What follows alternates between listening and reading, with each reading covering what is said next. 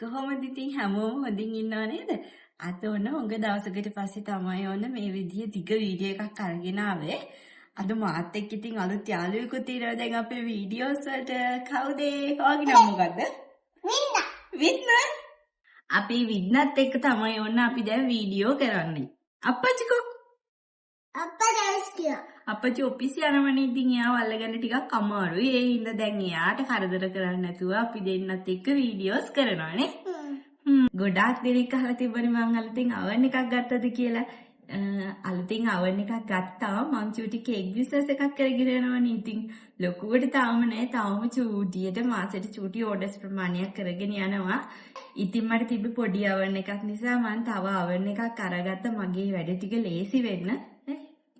මං හිතුවා අද අවන් එක ගැනත් ඔයාලට විස්තර කියන්න. ඒ වගේම ගොඩක් අය අහන මගේ බීටර් එක ගැන.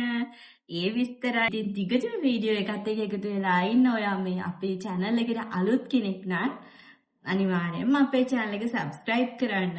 ඉවර වෙනකම්ම වීඩියෝ එක බලන වීඩියෝ එක හොඳයි නම් තවත් ඔයාගේ යාළුවෙක්ට බලන්න වීඩියෝ එක share කරන්න.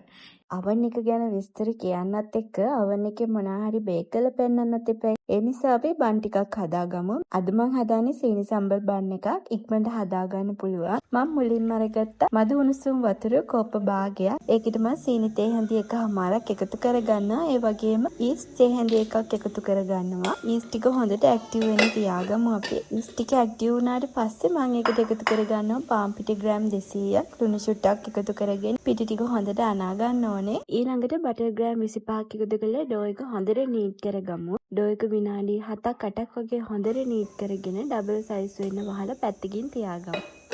මේ තියෙන්නේ මගේ පරණ අවන් එක. එතකොට මේ තියෙන්නේ අලුතෙන් ගත්ත අවන් එක. බ්‍රෑන්ඩ් එක තමයි ටෙක්සොනික් බ්‍රෑන්ඩ් එක. මේක බ්‍රෑන්ඩ් ප්‍රොමෝෂන් එකක් නෙමෙයි. මේක ගොඩක් දෙනෙක් මගෙන් අහන හින්දා මම මේ කරන වීඩියෝ එකක්. ඉතින් මේ අවන් එකත් ටෙක්සොනික් බ්‍රෑන්ඩ් එකේ අවන් එකක්.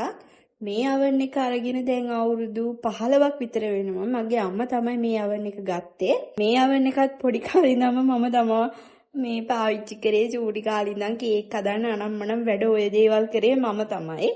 අම්මා ගත්තට මම තමයි ඔය වැඩ කරේ. ඉතින් ඒ කාලේ ඉඳන්ම මේ වෙනකොනුත් තාමත් මේ අවන් එක හොඳටම වැඩ. ඉතින් ඒ විශ්වාසෙට තමයි මම දෙවනි පාරත් ගත්ත අවන් එක ඒ බ්‍රෑන්ඩ් එකෙන්ම ගත්තේ. මේ අවන් එක මම අලුතෙන් ගත්ත අවන් එක ලීටර් 5 අවන් එකක්. එතකොට මේකේ කේක් කිලෝ 2.5ක් වගේ 3ක් උඩරින්ම බේක් කරගන්න පුළුවන්. ඉතින් බලමු අපි මේකට හම්බුණා මට මෙන්න මේ වගේ දේවල්. මේ තියෙන්නේ බේකින් රැක් එක. එතකොට මේ බේකින් පෑන් එක. ඔය චිකන් වගේ දේවල් රෝස්ට් කරන්න මේ කිට් එක යූස් කරන්න පුළුවන්. ඊට පස්සේ මේ පෑන් හෝල්ඩර් එකක් තියෙනවා.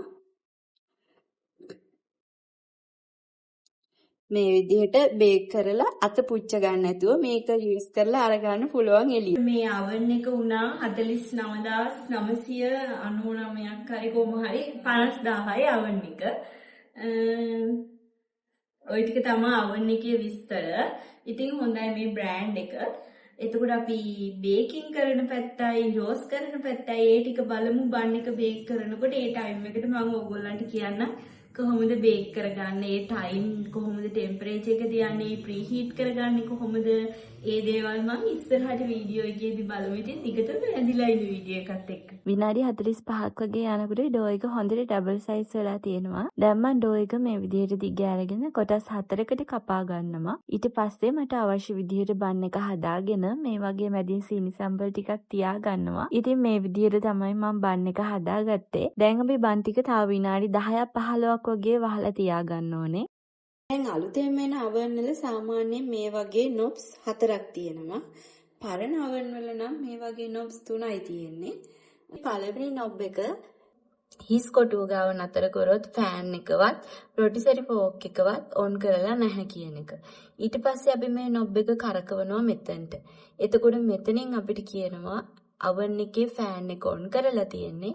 එතකොට oven එකේ උෂ්ණත්වය මුළු oven එක පුරාම එකම විදිහට බෙදිලා යනවා කියන එක. ඊට පස්සේ මම මේක මෙතනට කරකුවාම මේ තියෙන්නේ අපි අර චිකන් වගේ දේවල් අර රෝස්ට් කරනකොට මෙහෙම කැරකෙන්නේ අර පෝක් එක. ඒක ඔන් කරන්න ඕනද කියන එක තමයි මෙතන තියෙන්නේ. ඊට පස්සේ මේ 4 වෙනි තැන කියනවා ෆෑන් එකයි ඒ රොටිසරි පෝක් එකයි දෙකම ඔයාට ඔන් කරගන්න ඕන නම් ඔයාට පුළුවන් මේ නොබ් එක මෙතනට කරකව ගන්න.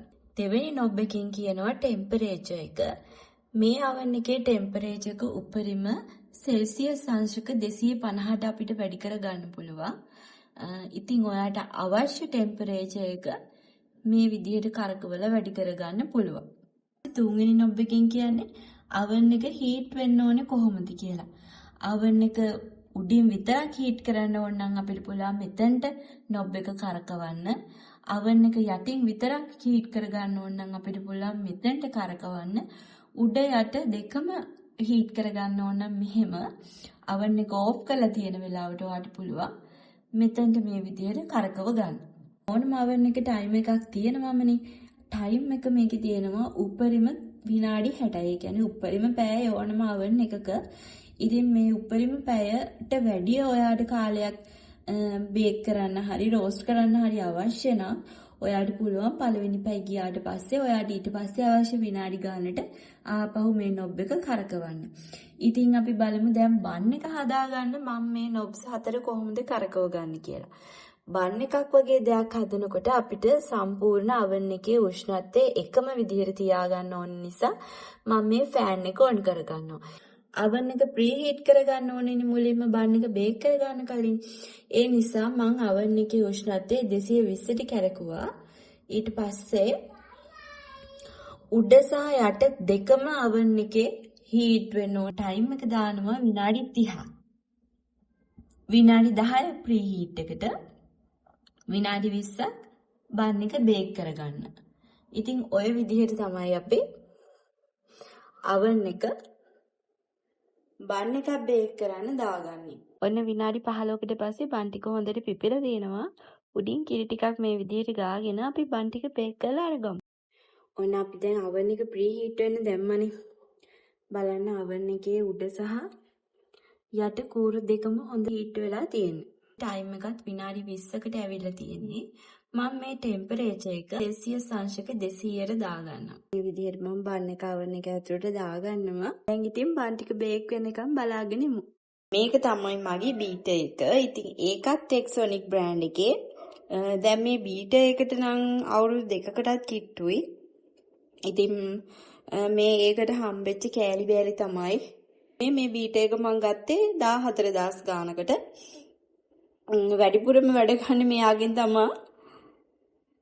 මෙයා කැඩිලා එකපාරක් හදාගත්තා. එච්චරම තමයි මේ වෙනකන් කිසිම කරදරයක් නැතුව මම පාවිච්චි කරනවා හොඳ බ්‍රෑන්ඩ් එකක්. මේකක් ටෙක්සොනික්.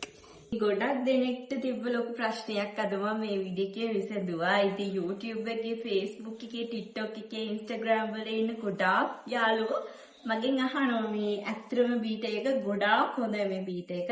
මම ගත්තේ නම් මේ අනුරාධපුරයේ තැනකින්. ඉතින් මේක ලංකාවේ හැමතැනම මේ බ්‍රෑන්ඩ් එකේ බඩු ගන්න ඇති චුට්ටක්. ඒක හොයලා බලන්න. බලන්නකො ලස්සනට බන් ටික බේක් කරලා ආපු විදිහ. ඉතින් අනිවාර්යයෙන්ම try කරලා බලන්න මේ රෙසිපි එකටම මාරම රසයි. ඉතින් ওই විදිහට තමයි මගේ oven එක ගැන මම දන්න විදිහට දන්න දේවල් ඕගොල්ලෝ එක්ක ෂෙයා කරගත්තේ. ඉතින් ලොකු දේවල් දන්නේ නැහැ. මමත් පාවිච්චි කරලා ඉගෙනගත්ත දේවල් තමයි ඔයාලට කියලා දුන්නේ. ඔයාලට මොනවාම හරි ගැටලුකාරී දෙයක් තිබුණොත් එහෙම මේ වීඩියෝ එකේ හරි ඔයාගේ oven එක ගැන හරි අනිවාර්යයෙන්ම කමෙන්ට් එකක් දාන්න. මම අනිවාර්යයෙන්ම රිප්ලයි කරනවා. රිප්ලයි නොකරිත් නෑ. මම හැම කමෙන්ට් එකක්ම බලනවා. සමහර වෙලාවට අර පහුගිය ටිකේ නම් මට කමෙන්ට්ස් රිප්ලයි කරන්න බැරි වුණා. වීඩියෝස් දාගන්නත් බැරි වුණා.